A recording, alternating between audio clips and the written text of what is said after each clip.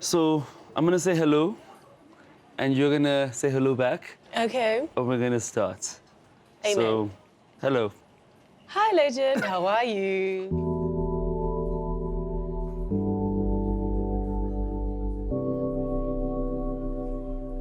I'm very, very happy that you're a judge for an award show with such a brief. Only because I think you're still quite active and the road is still kind of ahead of you. Very long. Yeah, Very long. it's quite long. How do you feel about the state of our industry when it comes to what the output has been so far since you've been involved? Since I've been involved, I think, you know what, there have been great opportunities within the space. Obviously, I think, you know, it's incredible right now that we're seeing, you know, global players coming into the African market. The world is so considered and they just want to find out what's happening in Africa. You know, they're investing in stories that are being told here. So it's a very exciting time because we're not only just looking to create stuff locally, but there's this appetite of content and what our story is as Africans that we're trying to get to the, you know, to the entire world. But from a storytelling perspective, you know, we know universal themes. We are human beings that live on, you know, on this earth at a particular time. So there will be many commonalities in our stories.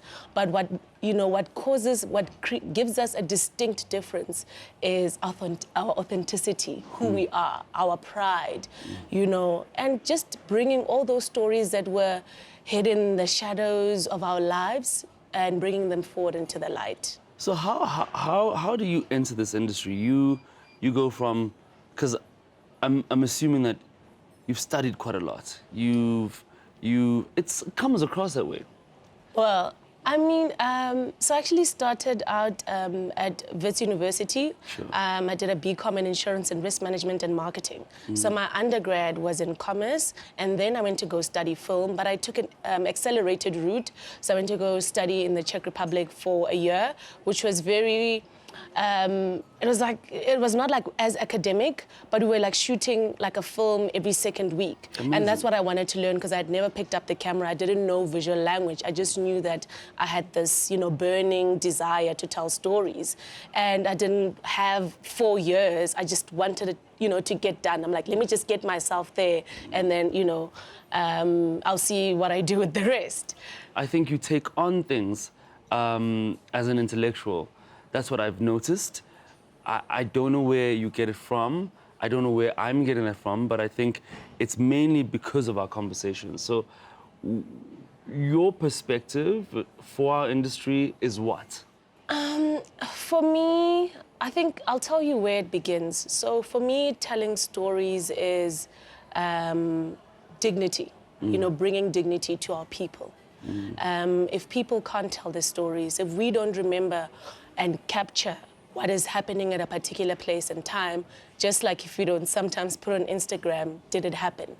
And, you know, and we need to begin to reimagine and just I'd say reinvigorate that spirit of storytelling. It's who we are, it's where we come from. Everybody can tell you a story from their grandmother, but we're just storytellers. And to begin to tell those stories, we need to start archiving them. We need to tell those stories and we need to make sure that they travel to create our own identity, because if we don't tell our stories, somebody else is gonna come and see all this beauty, this representation, and be like, hey, I want in. Let me tell these people stories, they're sleeping on themselves.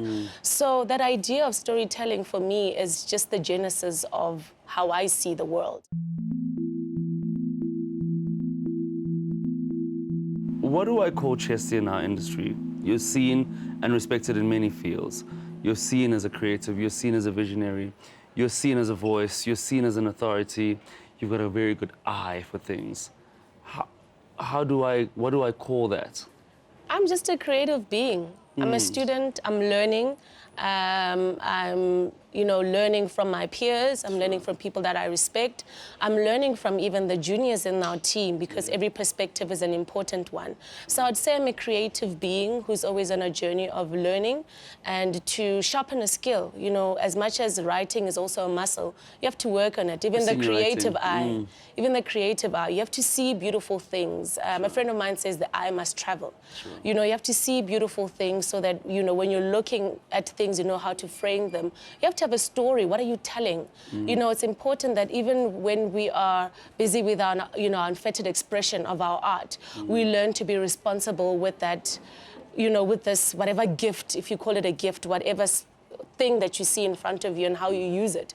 But it's important to be responsible and to make sure that whatever you put into the world, has a firm grounding so that, you're influencing people. We're codifying messages every time on television.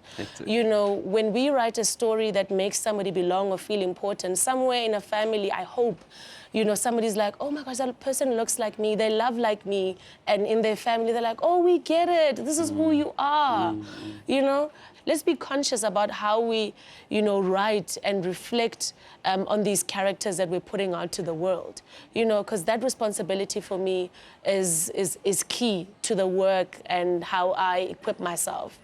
Bell Hooks sees filmmaking as a pedagogical tool. We learn by seeing, we are influenced. So that's why I said there's a responsibility. So academic about this. No, I didn't say I'm academic. No, I think you are.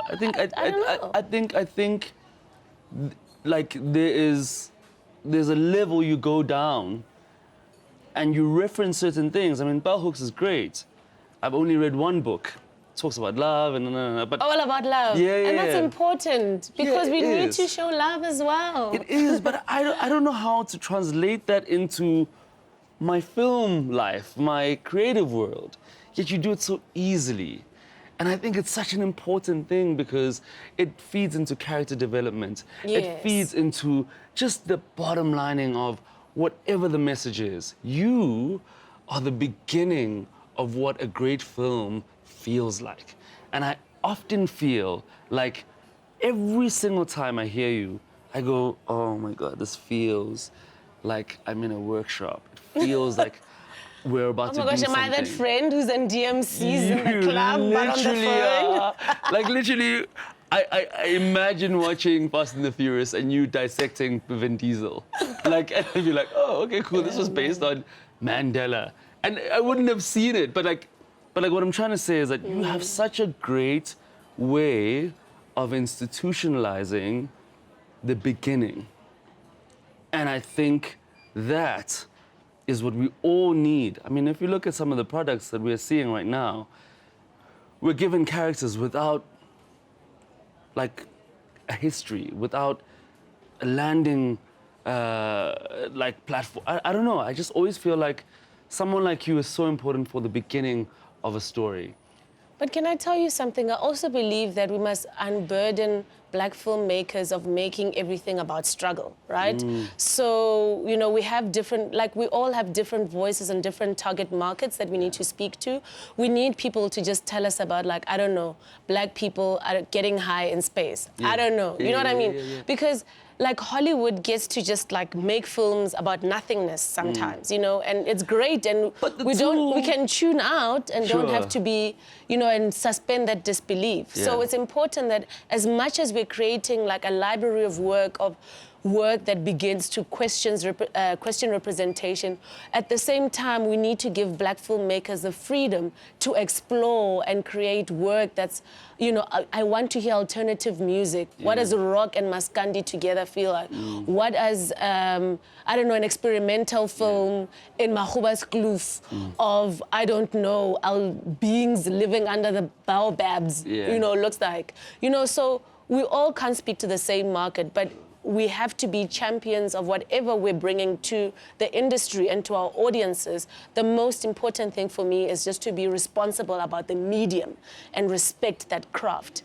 There's a chesty there somewhere in the schools, the AFTAs and the city varsities, or the UKZNs, or the Nelson Mandelas, all wanting to know, how I become you, how I become better than you, how I carry the torch forward, what would you say to those people? I think firstly to believe in yourself. There is no other person who sees the world from your perspective. That's already a point of difference. You know, don't strive to be somebody else, strive to be yourself.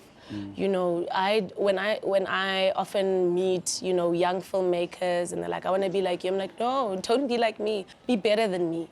You know, make sure in 10, 15 years from now, people are like, which Manchester? We know level, you know? That's what I want. Like, I have no ambition to get to the front door and be the first and bask in it and, you know, and live in it. Our job my job really, and how I see it is to keep the door open. So many of us, like I want to take a Mexican kind of feeling to it. Once we get through, all of us must go through, you know. So I want to say to the young filmmaker, be audacious and conscious in your breath. Know and believe in your heart that your voice matters. What you want to tell the world needs to be heard. And just take that vision and run with it. The other for the birds. Thank you. I appreciate I don't know about I appreciate it. Thank you so much. Sure. This was great.